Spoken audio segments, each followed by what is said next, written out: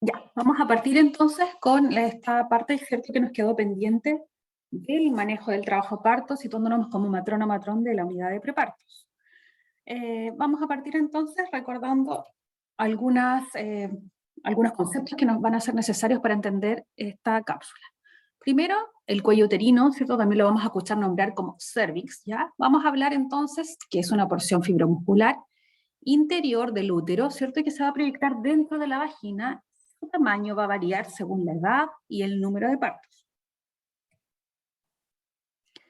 En este cuello uterino vamos a encontrar, ¿cierto? Digamos, en la primera imagen pueden observar, ¿cierto?, el cuello en corte sagital y un corte frontal. El exocervix va a ser la parte del cuello, ¿cierto? O esta parte del cervix, cuello, ¿cierto?, que se visualiza a través de la vagina y podríamos observarlo, por ejemplo, a través de la especuloscopía, cuando se toma, por ejemplo, el examen de PAP.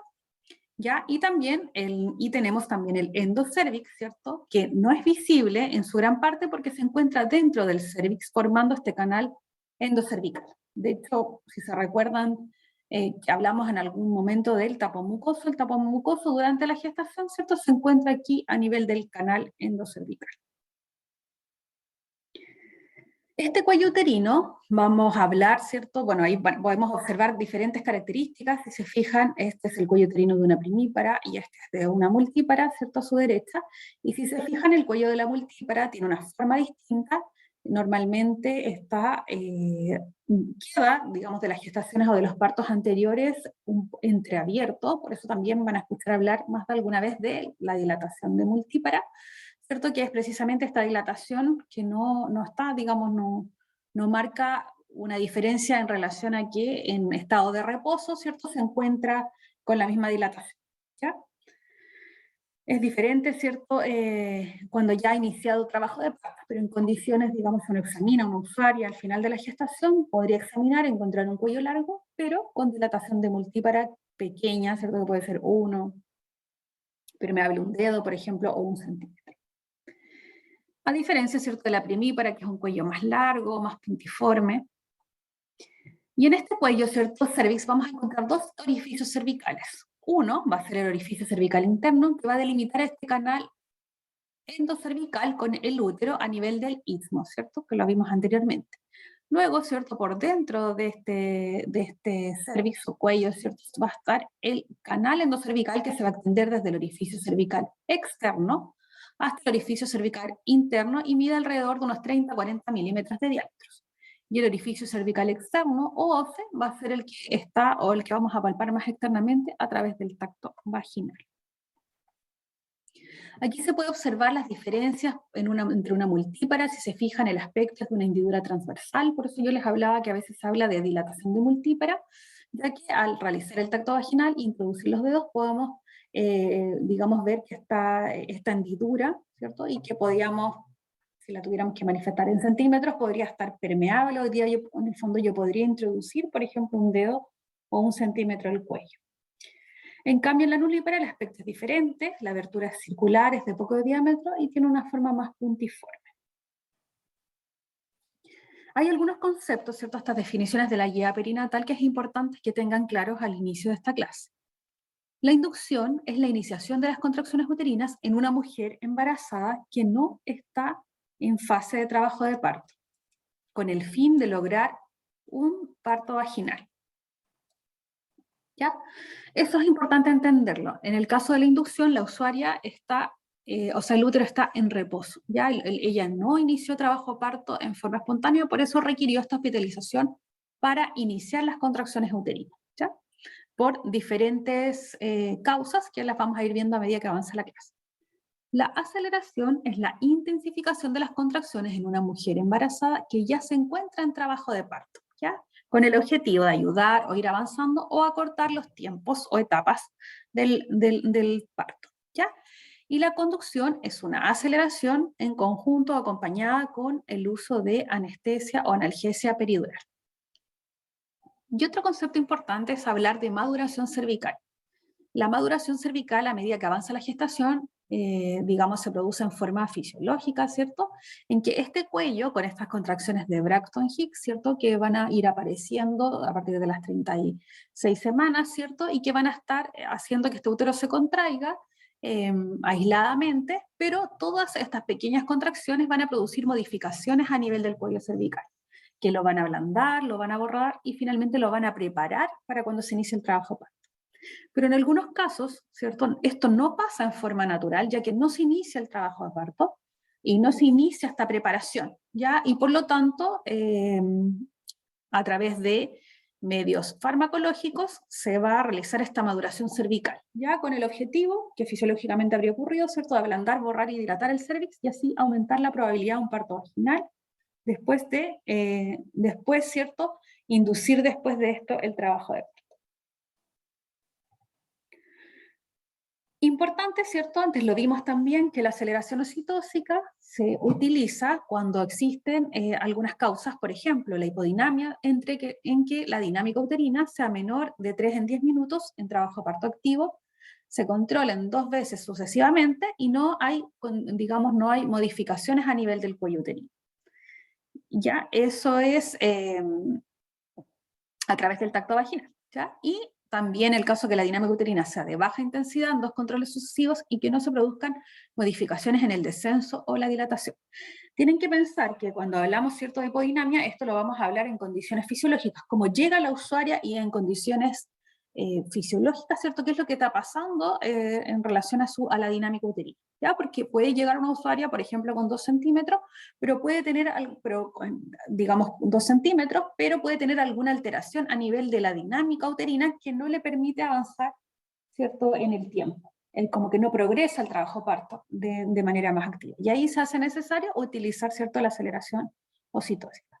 También en los casos en que se pesquise que haya una dinámica uterina incoordinada, es decir, que no se logre una coordinación ni sea efectiva en el progreso del trabajo parto. Ustedes lo vimos, ¿cierto? Al ver un monitoreo fetal, podíamos observar que las contracciones tienen una forma parecida, ¿cierto? Cuando ya están en trabajo parto son cronométricas, es decir, tienen la misma intensidad, están separadas por los mismos minutos y todas son del mismo tamaño. ¿Ya? Cuando hay una dinámica uterina incoordinada podemos encontrar contracciones grandes, otra pequeña, otra mediana, y esa incoordinación de la dinámica es la que puede estar afectando en el que no avance, ¿cierto?, este trabajo. Recordar, sí, que siempre va a ser importante respetar, ¿cierto?, la fisiología del trabajo de parto en relación a los tiempos que están considerados, ¿cierto?, como normales, tanto en la fase latente como en la fase activa, en la segunda etapa y en la tercera etapa. Pero sobre todo en esta etapa que estamos hablando ahora de la dilatación, va a ser durante la primera etapa, ¿cierto? En el caso, vimos el otro día y conocimos, ¿cierto?, este diagrama, el partograma, en que podemos observar, ¿cierto?, en la flecha verde, la dilatación en centímetros y hacia la derecha, en la flecha amarilla, van los horarios. Ya la separación entre 0 y 1, 1 y 2 va a ser 1 hora. Normalmente uno aquí donde está el 0 va a escribir encima de este número la hora en que abrió su partograma y de ahí en adelante va a controlar cada 1 hora, ¿cierto? O sea, va a dejar acá el seguimiento horario para saber si, por ejemplo, examinamos con 3, la dejamos avanzar en forma espontánea y la reevaluamos a las 2 horas, vamos a darnos cuenta que en este caso el partograma nos va a mostrar que no avanzó la dilatación. Por lo tanto, podríamos inferir de este caso que esta usuaria sí va a requerir algún tipo de aceleración, ¿cierto?, oxitóxica o de uso de oxitocina para poder organizar su dinámica. Si hubiese sido así en este caso, si se hubiese agregado en este momento una aceleración oxitóxica y se hubiese controlado 2 horas después, avanzó 6 centímetros, por lo tanto, era lo que necesitaba para poder acortar los tiempos. Ya había ahí una falla, por decirlo de alguna manera, de motor, ¿cierto?, de dinámica que no permitía el avance. Entonces, esta inducción del trabajo de parto va a ser esta estimulación de contracciones en forma artificial, ¿ya?, antes de que se haya iniciado el trabajo de parto.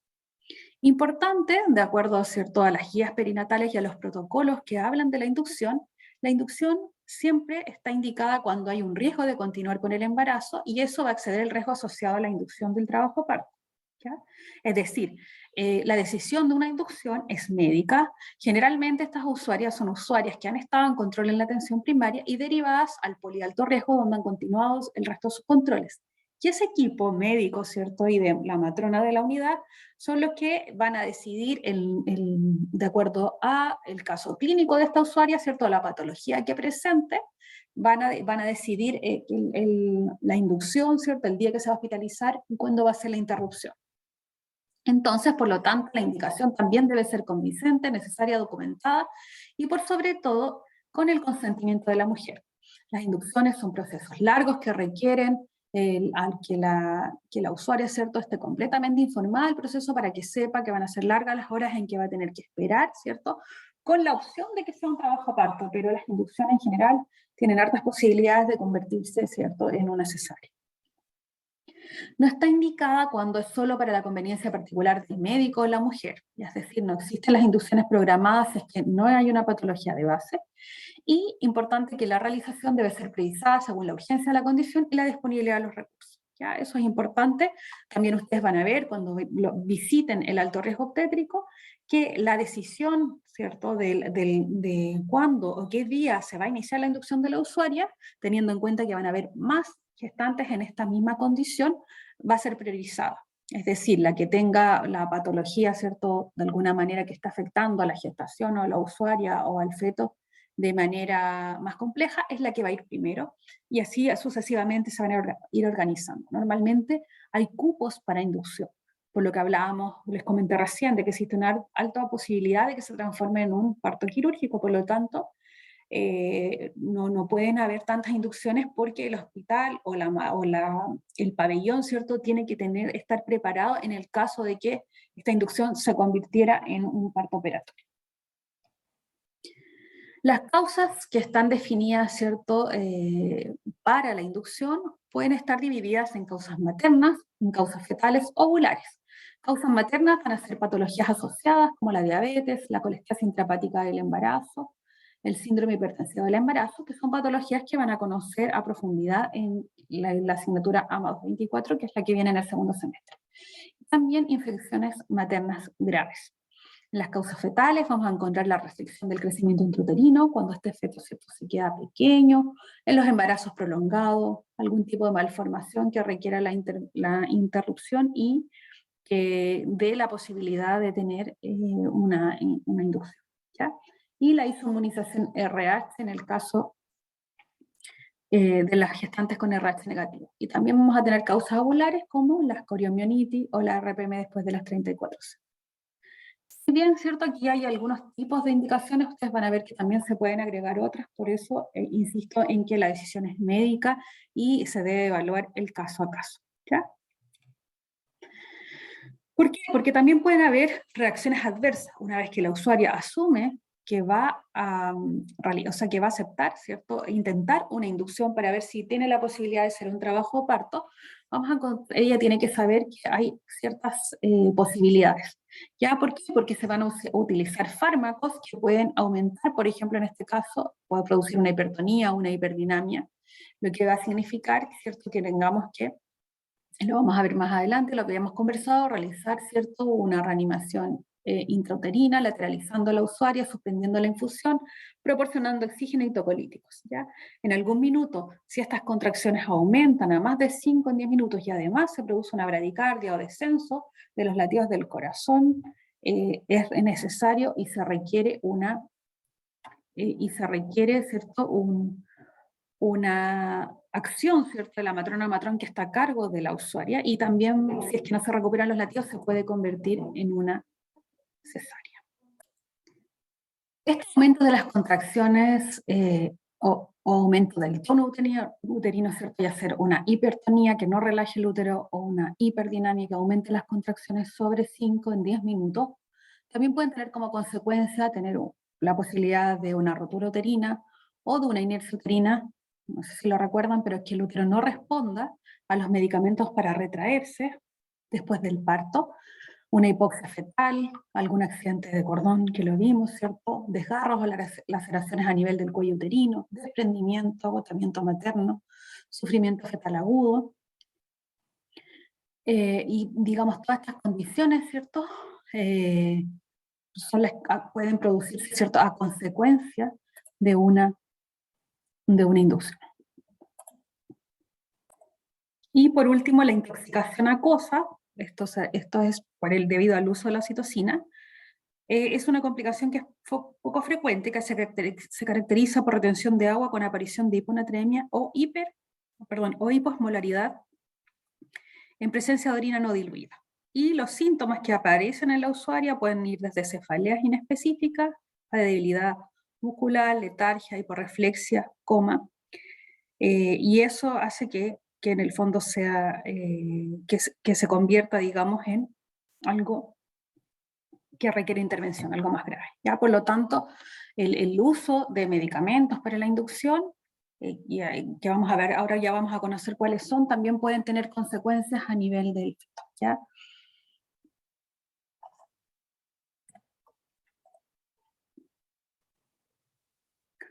Existen ciertas contraindicaciones entre que usuarios que tengan, ¿cierto?, alguna de estas patologías no puede ser sometida a inducción, ¿cierto? Las usuarias con placenta previa, es decir, ¿cierto?, que la placenta se haya formado cercana al cuello uterino, ¿cierto? Acuérdense que la placenta se encuentra generalmente en condiciones fisiológicas en el fondo del útero, y en el caso de algunas anomalías de inserción, la placenta puede estar cerca del orificio cervical. Las usuarias con cicatriz de cesárea anterior, el procúbito de cordón, la presencia de podálica, el embarazo gemelar, alguna cirugía previa como la miomectomía, o algún embarazo de alto riesgo con una restricción severa. Porque estas restricciones severas, que la van a ver también durante el segundo semestre, hacen que estos fetos, ¿cierto?, ya no es solamente que el feto sea, que haya crecido restringido, sino que ya cuando ya es severo realmente, no se puede someter a este feto a condiciones, por ejemplo, de estrés, ya porque no las va a poder tolerar y puede tener consecuencias negativas en él.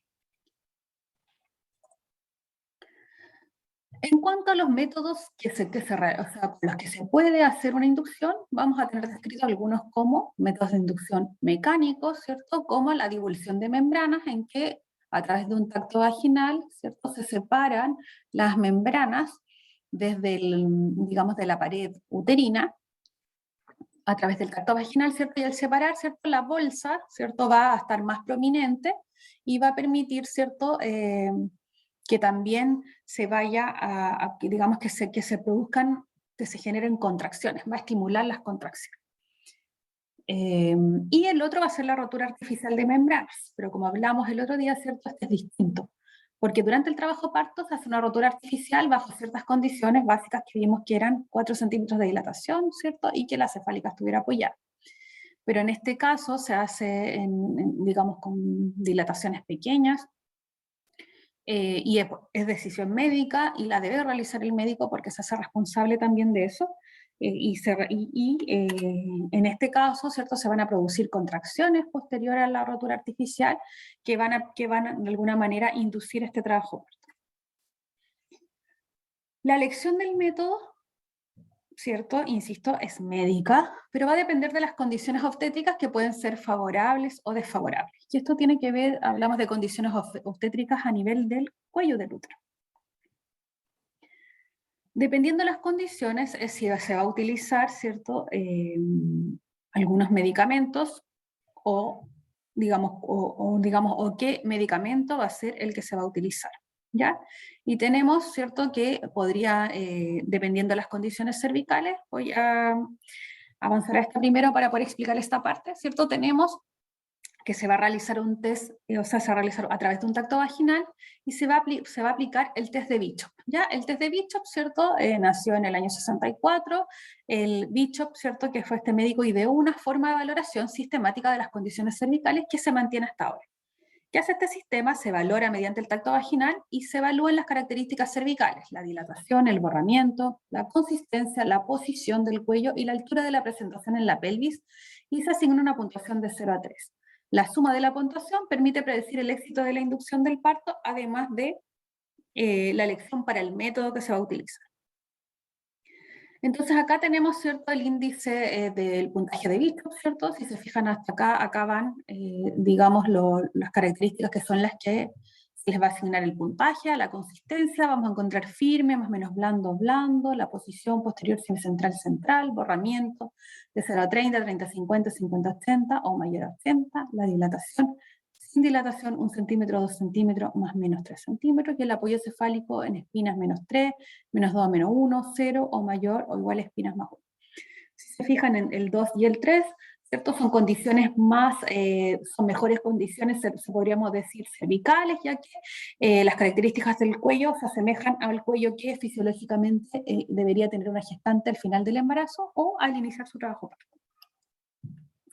Entonces, este test de Bishop se va a recomendar, ¿cierto?, utilizar este test como instrumento para objetivar y estandarizar la evolución del cuello uterino previo a la inducción. Y de su puntuación va a depender el fármaco a utilizar para la inducción.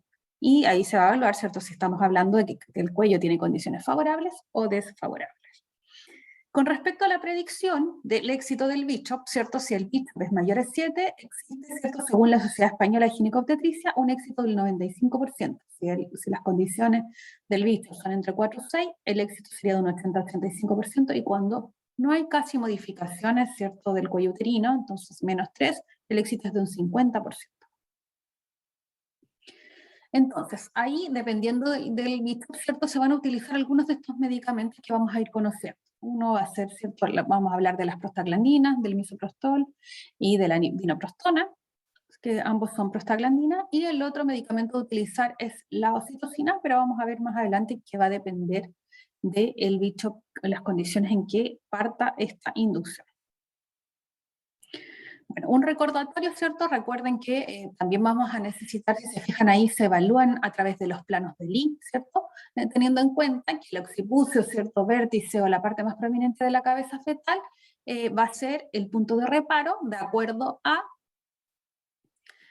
las espinas ciáticas, ¿cierto? Todos los centímetros que estén hacia arriba van a ir subiendo en menos, ¿cierto? Menos 1, menos 2, menos 3, menos 4, y de las espinas, ¿cierto?, hacia abajo vamos a encontrar, ¿cierto?, bajo estas espinas ciáticas, más 1 centímetro, más 2, más 3, vamos a encontrar mejores condiciones, ¿ya? Ya desde la espina 0 hacia adelante ya vamos a estar hablando de encajamiento, ¿cierto?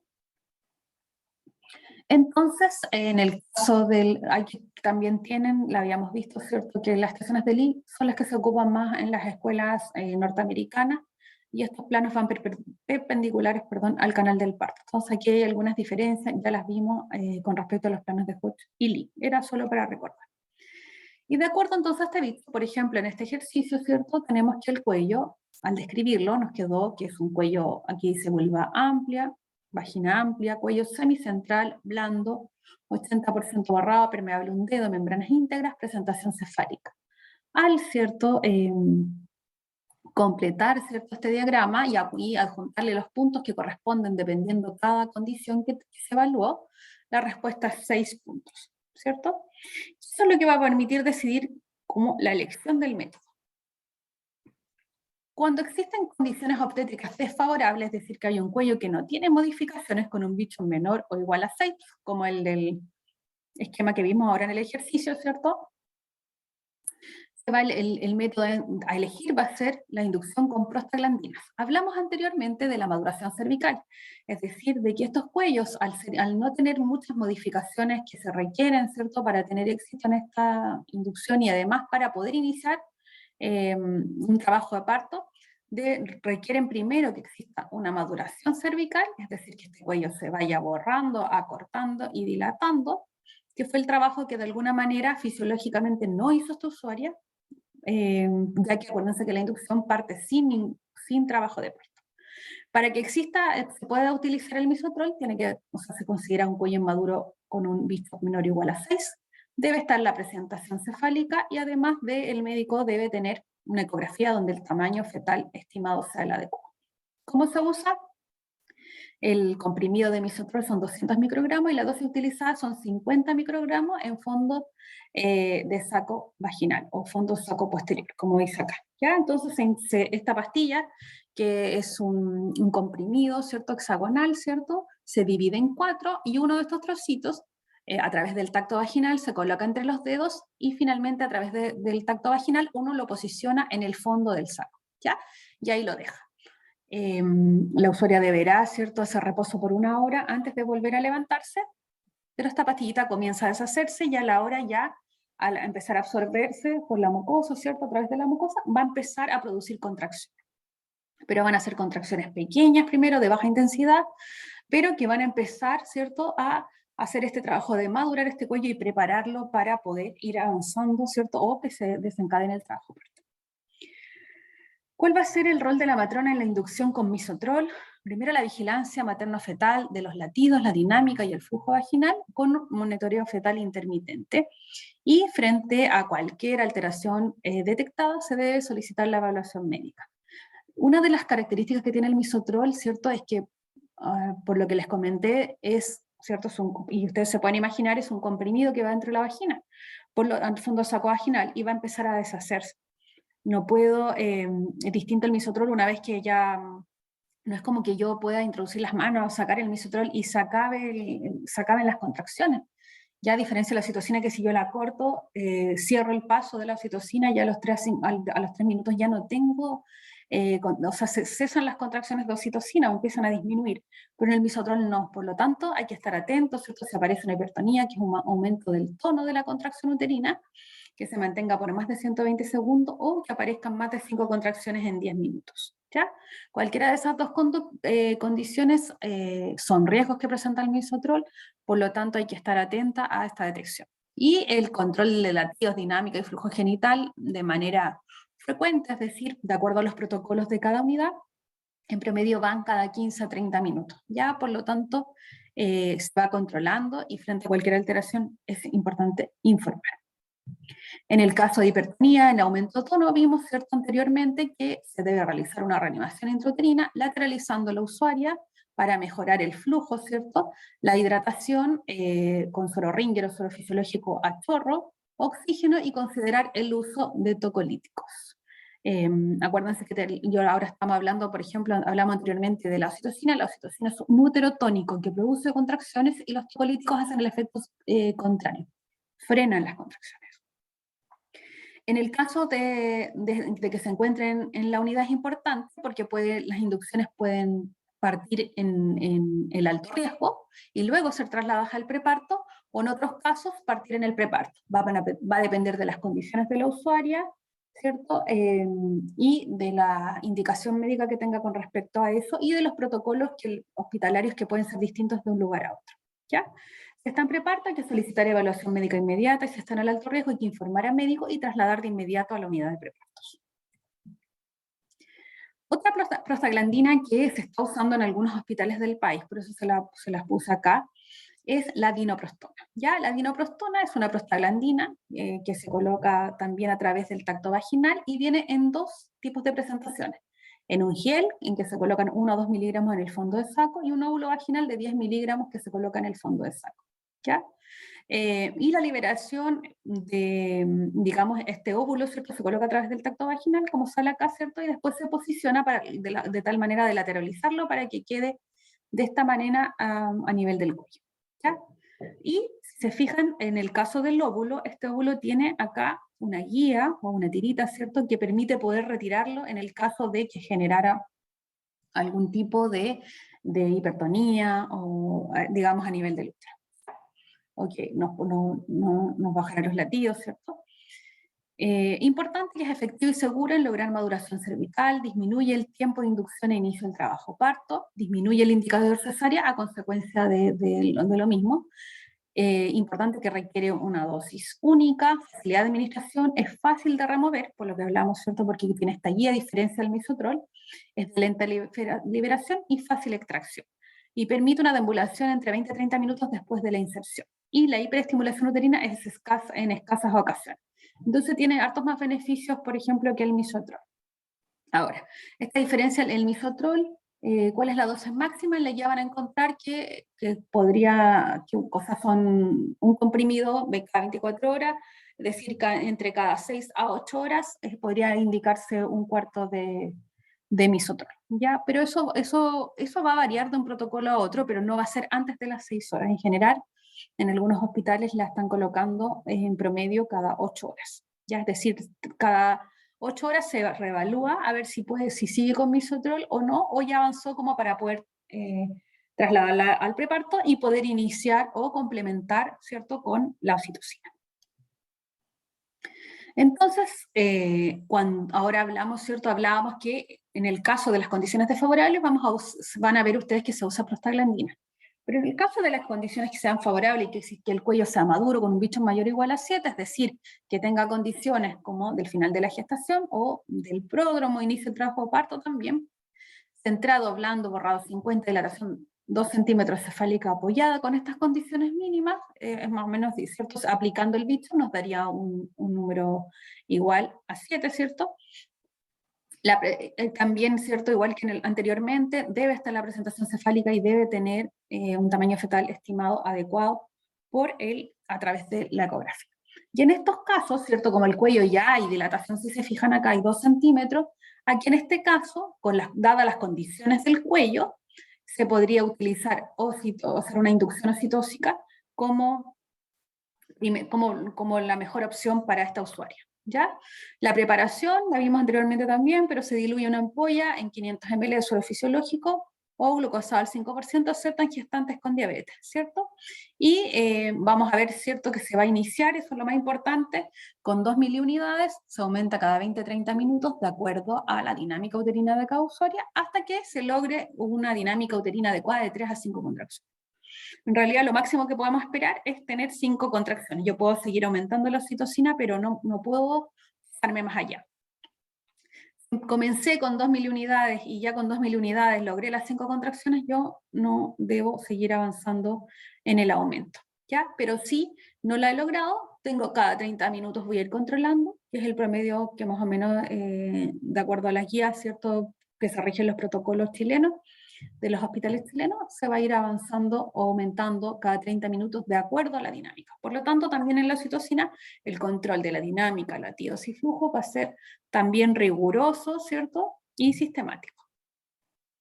Entonces, de acuerdo a esto, ¿cierto?, dentro de su rol van a controlar los latidos cada 30 minutos, dinámica uterina cada 30 minutos a través de monitor fetal, y también se puede controlar la dinámica manual poniendo la mano en el fondo del útero y mirando, digamos, un reloj y contando, ¿cierto?, la cantidad de contracciones y los segundos que dura cada contracción. También se controla el flujo genital cada 30 minutos y en el caso de la oxitocina, el tracto vaginal se difiere cada 4 horas o SOS. Ya la idea es esperar que avance, ¿cierto?, las que mejoren las condiciones para evitar tantos tactos. Y en este caso se debe realizar, cuando está con oxitocina, un monitoreo externo fetal intraparto en forma intermitente, es decir, ¿cierto?, se conecta, se evalúa y si está todo bien, se puede desconectar un ratito el monitor, pero en condiciones que se requiera, ya sea por los latidos u otra condición, debe mantenerse monitorizado. Es decir, el monitoreo, el MEFI solamente se puede retirar hasta que, por ejemplo, ustedes dejaron de subir. Si llegaron a 5 contracciones en 10 minutos, los latidos también, y lleva ya, por ejemplo, 1 hora al monitor o 2 horas al monitor y la usuaria se quiere levantar o ir al baño, no hay problema, porque en el fondo ya ustedes pudieron evaluar que usando la cantidad de oxitocina que les permitió llegar a 5 contracciones, ese feto se ha mantenido estable y ha tolerado las contracciones hasta ahí, se ha portado bien, ¿cierto? Todo bien, y ahí ya no habría problema en que la desconectemos al monitor. Pero antes de eso, mientras ustedes estén subiendo la oxitocina, tiene que estar estrictamente monitorizada. Ante cualquier alteración en los parámetros mencionados, ¿cierto?, se suspende la administración de oxitocina, se cambia el equipo de infusión y se administra un suero solo a goteo rápido para diluir la oxitocina. Se coloca a la paciente de cúbito lateral izquierdo para favorecer el flujo placentario y importante mantener el control constante de los latidos fetales y instalar monitor si se pesquisa desaceleración. Ahí se mantiene monitorizada, ¿cierto? Y mientras yo hago toda esta reanimación intrauterina, debo de inmediato solicitar la evaluación médica. A modo de conclusión, entonces es importante entender, ¿cierto?, que la inducción va a ser bajo ciertas condiciones, que es de indicación médica, y que la elección del método va a depender de las condiciones obstétricas del cuello uterino, lo que va a permitir indicar la utilización de oxitocina o de misoprostol o dinoprostona, ¿cierto?, de prostaglandinas. Y condiciones, ¿cierto?, que impiden o hacen riesgoso el trabajo parto, como la desproporción, macrosomía, sufrimiento fetal agudo, distosia de presentación, inducción fallida o cualquier otra condición materna que impida el parto vaginal, finalmente va a ser una cesárea.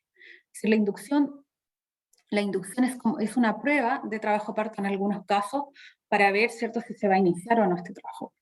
Y de lo contrario, ¿cierto?, si es que, digamos, pese a todos los esfuerzos, que se respeten los protocolos, los tiempos de la inducción, y si no avanza, ¿cierto?, ahí es necesario realizar una cesárea, o si vimos, ¿cierto?, en cualquier otra condición en que, por ejemplo, los latidos disminuyan, aparezca una hiperdinamia y se produzca un sufrimiento fetal, también pueden hacer que una inducción se transforme en un parto quirúrgico, como lo habíamos nombrado anteriormente. Y de acuerdo, ¿cierto?, importante que el trabajo de parto, ¿cierto?, debe ser inducido cuando está médicamente indicado, no antes, ¿ya? Y eso lo vimos, que era importante las razones, ¿cierto?, que deben ser justificadas, convincentes, documentadas, que debe existir un consentimiento informado, el cual le debe leer el médico a la usuaria. Nosotros lo que sí vamos, y nosotros sí podemos aclarar dudas, pero el consentimiento médico debe ser presentado, ¿cierto? Este consentimiento informado por el médico que va a realizar la inducción, y la usuaria debe manifestar, ¿cierto?, todas sus dudas antes de firmar este consentimiento. Importante, ¿cierto?, considerar el grado de urgencia de la inducción y el estado del cuello. El cervix debe ser favorable antes de la amniotomía, y la inducción en mujeres nulíparas frecuentemente tiene resultados fallidos, y es algo que la usuaria debe saber. No la inducción antes de las 39 semanas, salvo indicación médica, ¿cierto? ¿Por qué es importante esto? ¿Cierto? Esta asociación de ginecólogos, obstetras y ginecólogos, lo que hace precisamente es porque a las 39 semanas, ¿cierto?, una gestación ya está, ya digamos, se puede asegurar de que es un feto que fuera del útero va a estar en perfectas condiciones. Por eso es que generalmente se programan a las 39 semanas. Ya recuerden que, porque es importante para ustedes manejar, ¿cierto?, la inducción, si bien la indicación va a ser médica, el control de los latidos, la dinámica del flujo, el manejo farmacológico de las inducciones, el control, y en el caso de la citocina el manejo, ¿cierto?, es 100% de la matrona al matrón de la unidad. Por lo tanto, es importante que ustedes conozcan, ¿cierto?, las diluciones, que ustedes conozcan los fármacos, cómo se utilizan, y que tengan en consideración que cualquier alteración, ¿cierto?, debe ser informada de manera responsable y también de manera oportuna.